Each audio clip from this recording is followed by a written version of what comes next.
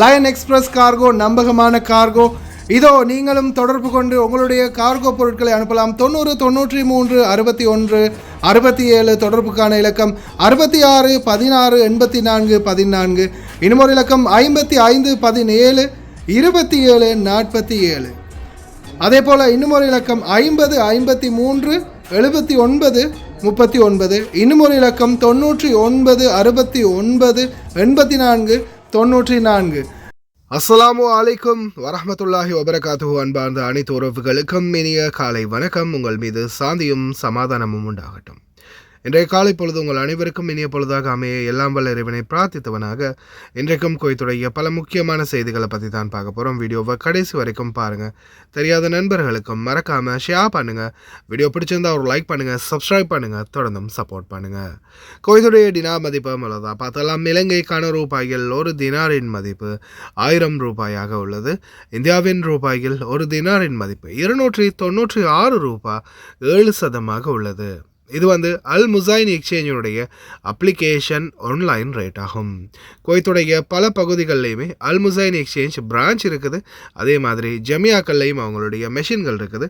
உங்களுடைய பணத்தை அனுப்பிக்கொள்ள முடியும். அதே போல் குவைத்துடைய பல எக்ஸ்சேஞ்சுகளையும் அக்கௌண்ட் நம்பரை மறைச்சிடுறாங்க. இதை பற்றியும் உங்களுக்கு தொடர்ந்துமே தெரிய தருது. நீங்கள் ஏதாவது ஒரு புதிய எக்ஸ்சேஞ்சுக்கு பழைய பற்றுச்சீட்டோட போகிறீங்களா இருந்தால் நிச்சயமாக அதில் அக்கௌண்ட் நம்பர் சரியாக இருக்கா அப்படின்றத செக் பண்ணிக்கோங்க. அப்படி இல்லாத பட்சத்தில் எழுதிட்டு போனாலும் பிழையில்லாத அக்கௌண்ட் நம்பர் எழுதிட்டு போங்க. ஏதாவது ஒரு நம்பர் பிழைத்தாலும் கூட உங்களுடைய பணம் நாட்டுக்கு போய் சேராது. அந்த பணத்தை திரும்ப பெறணுமா இருந்தாலும் ரொம்ப நாட்களாகும். மறுபடியும் கட்டணம் செலுத்த வரும். அதே போல் எக்ஸ்சேஞ்சுகளில் பணம் அனுப்பி முடித்ததும் மறக்காமல் பற்றுச்சீட்டை செக் பண்ணி பாருங்கள். எல்லா டீட்டெயில்ஸும் சரியாக இருக்குதான்னு. ஏன்னா சரியான டீட்டெயில்ஸ் நீங்கள் கொடுத்துருந்தாலும் கூட எக்ஸ்சேஞ்சில் வேலை பார்க்குறவங்க பிளவுறதுக்கும் வாய்ப்பு இருக்குது. அது மாதிரி பலருக்குமே நடந்திருக்குது. முடிந்த வரைக்கும் நீங்களும் உங்களுடைய கஷ்டப்பட்டு சம்பாதிக்கக்கூடிய பணத்தை நல்ல எக்ஸ்சேஞ்சுகளில் அனுப்புங்க. எங்கே அதிகமான ரேட் கொடுக்குறாங்கன்னு தெரிந்தாலும் மறக்காம கமெண்ட்ல மென்ஷன் பண்ணுங்க. குவைத்துடைய தங்க விலை பார்த்தலாம். 1 கிராம் 18 கேரட் தங்கத்தின் விலை 37 தினார் 229 ஃபில்ஸ். 1 கிராம் 21 கேரட் தங்கத்தின் விலை 43 தினார் 434 ஃபில்ஸ். 1 கிராம் 22 கேரட் தங்கத்தின் விலை 45 தினார் 519 ஃபில்ஸ். 1 கிராம் 24 கேரட் தூய தங்கத்தின் விலை 49 தினார் 639 ஃபில்ஸ். தங்க விலை பார்த்தீங்கன்னா படிப்படியாக மெதுவாக அதிகரிச்சுக்கிட்டே வருது. முடிந்தால் வாங்கிக்கோங்க தங்கம் இந்த நாட்களில். குவைத்துக்கு அனுப்பிய செய்தி. ட்ரம்ப் இதோ ஸ்டார்ட் பண்ணிட்டாங்க. அடுத்த தலைவலியே மக்கள் அனைவரையும் உடனடியாக வெளியேறுமாறு ஒவ்வொரு நாடுகளும் உத்தரவிட்டு வருகின்றது. 2வது விமானம் தாங்கி கப்பலும் வந்திறங்கியது. அடுத்த கட்ட நடவடிக்கைகள் தீவிரமாக ஆரம்பம். நாமளும் வெளியேற வருமா பார்க்கலாம். பைக் டெலிவரி டிரைவர்களுக்கு மிக முக்கிய எச்சரிக்கையான தகவல். அடுத்ததாக வீடுகளில் வேலை பார்க்கக்கூடியவங்களுக்கும் மிக முக்கிய தகவல். இஃப்தாருக்கு ஒன்று கூடினால் 6 மாதம் ஜெயிலும் 1000 தினார் அபராதமுமா? அனுமதி இல்லாமல் ஒன்று கூடக்கூடாதா? என்ன எதுன்றதை பார்க்கலாம். இன்றைய தினம் புனித ரமதான் மாதத்தின் 4வது நோன்பை அடியெடுத்து வைத்திருக்கின்றோம். ஷஹருடைய நேரமாக 5 மணி 3 நிமிடம் இருந்தது. இஃப்தாருடைய நேரமாக 5 மணி 42 நிமிடமாக இருக்கின்றது. இதோ குவைத்துடைய வானிலை ஆய்வாளர் பெதர் அமீரா தொடர்ந்தும் கடந்த நாட்களில் வானிலைகளை பற்றி துல்லியமான தகவல்களை தொடர்ந்துமே நம்மளுக்கு தந்துக்கிட்டு இருந்தாங்க. அதே போல் இனி வரும் நாட்களில் கிட்டத்தட்ட 29 நாளைக்கு வானியல் மாற்றங்கள் மிகவும் மோசமான வானிலையாக இருக்கலாம் அப்படின்னு தெரிவிச்சிருக்கிறாங்க. அதே மாதிரி திறந்த கண்களில் பார்க்கக்கூடிய வானிலை காட்சி.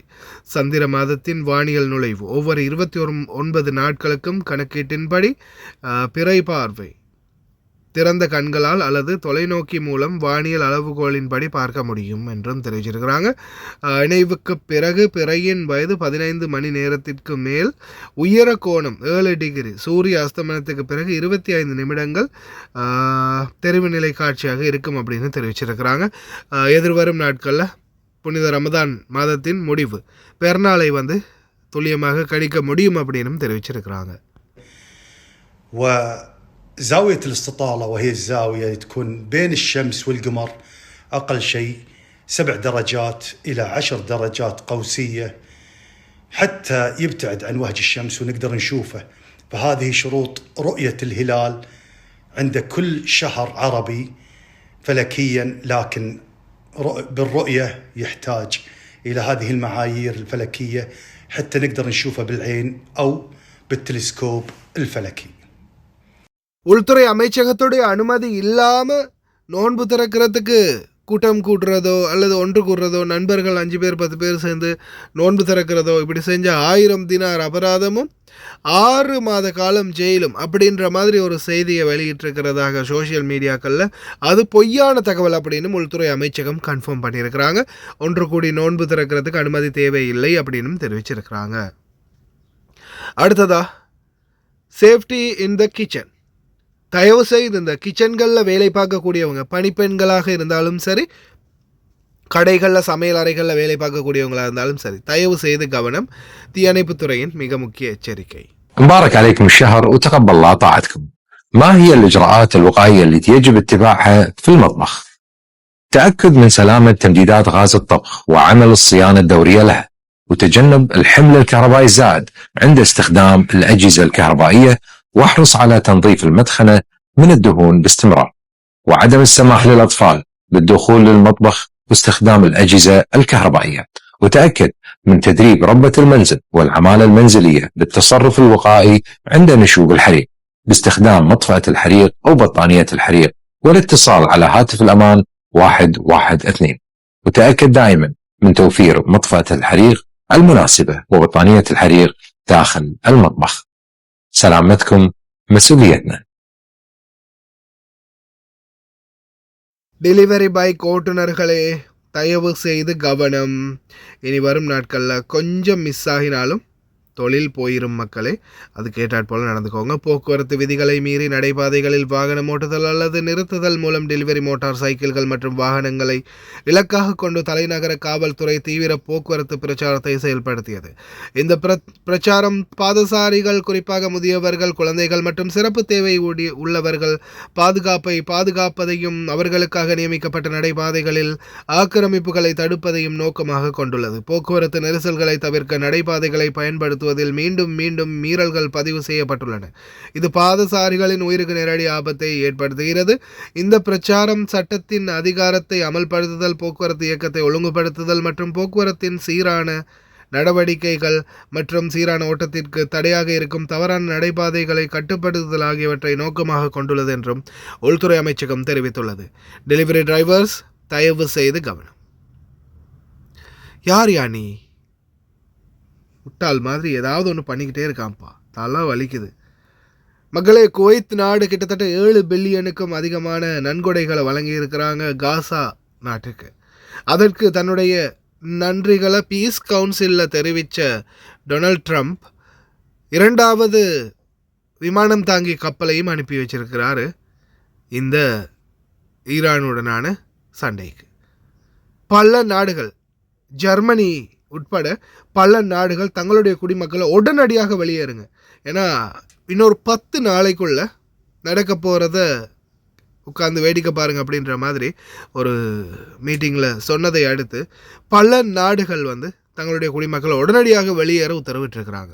அது போதாது, லெபனானில் கூட தொடர்ந்துமே அவங்களுடைய சேட்டைகளை காட்டிக்கிட்டே இருக்கிறாங்க. 2 பேர் நேற்றைய தினம் கூட உயிரிழந்திருக்கிறாங்க.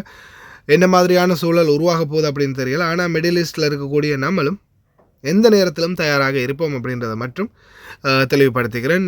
இந்த யுத்தம் சம்பந்தமான பேச்சையே நான் நிறுத்தினதுக்கு காரணம், இவனுங்க சும்மா ஏதோ பூச்சாண்டி தான் புலி வருதுன்னு பூச்சாண்டி காட்டுற மாதிரியே இருந்துச்சு. பார்க்கலாம் என்னதான் நடக்குதுன்னு. பிரார்த்தனை பண்ணுவோம் அமைதிக்காக, உலக அமைதிக்காக. عبر الرئيس الأمريكي دونالد ترامب عن شكره لدولة الكويت على مساهمتها المالية في حزمة إغاثة قطاع غزة والتي تجاوزت 7 مليارات دولار. جاء ذلك في كلمة ترامب في الاجتماع الأول لمجلس السلام الذي عقد في معهد ترامب للسلام في العاصمة الأمريكية واشنطن. وأعلن وزير الخارجية الشيخ جراح جابر الأحمد الصباح في كلمة ألقاها خلال الاجتماع عن مساهمة دولة الكويت بمبلغ $1 مليار أمريكي على مدى السنوات القادمة، وذلك دعما لجهود مجلس السلام في غزة وتأكيدا على التزام دولة الكويت الثابت بدعم كل مسعى يهدف إلى رفع المعاناة عن الشعب الفلسطيني وتحقيق الأمن والاستقرار في قطاع غزة.